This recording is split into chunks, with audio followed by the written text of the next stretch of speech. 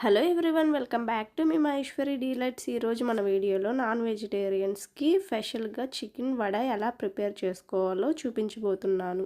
మీకు ఈ రెసిపీ నచ్చితే లైక్ చేయండి, షేర్ చేయండి. మహేశ్వరి డీలైట్స్ ఛానల్కి సబ్స్క్రైబ్ చేసుకోండి. అలాగే మర్చిపోకుండా బెల్ ఐకాన్ని క్లిక్ చేయండి.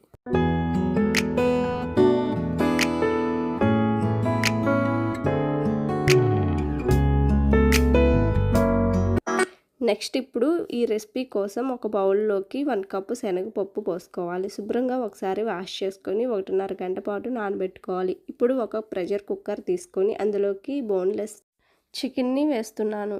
మీ కాడ బోన్ చికెన్ ఉన్నా వేసుకోండి. ఇందులోకి 1 టేబుల్ స్పూన్ అల్లం వెల్లుల్లి పేస్ట్ వేసుకోవాలి.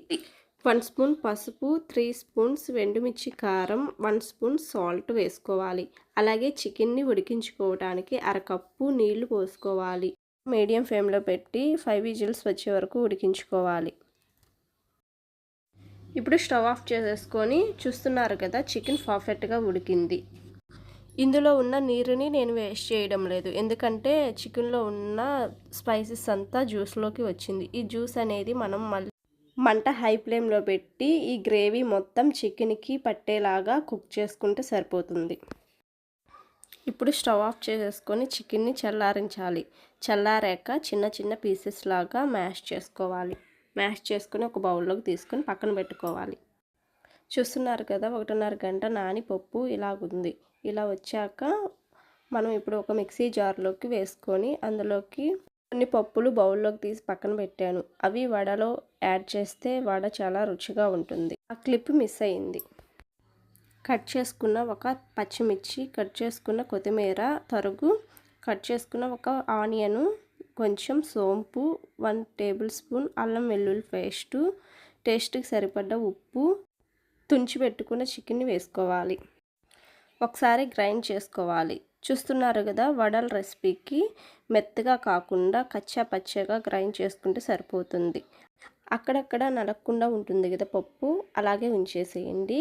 వడ అనేది క్రంచీగా వస్తుంది.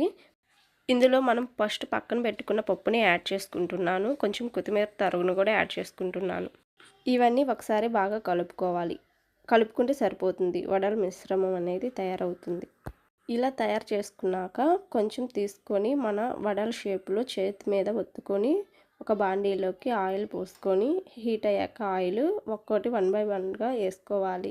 వడల షేప్ అనేది రౌండ్గా వచ్చేలా చేసుకోవాలి. చిన్న సైజ్ అయినా పెద్ద సైజ్ అయినా మీకు ఇష్టం వచ్చిన సైజులో చేసుకోవచ్చు. జాగ్రత్తగా వేసుకొని ఇలా గోల్డెన్ బ్రౌన్ కలర్కి వచ్చాక వేడిగా సర్వ్ చేసుకుంటే సరిపోతుంది. చూశారు కదా, చికెన్ వడ మనం ఎంత సింపుల్గా చేసుకున్నాము. ఇది మంచి ఈవినింగ్ స్నాక్ అండ్ మంచి స్టార్టర్స్ రెసిపీ.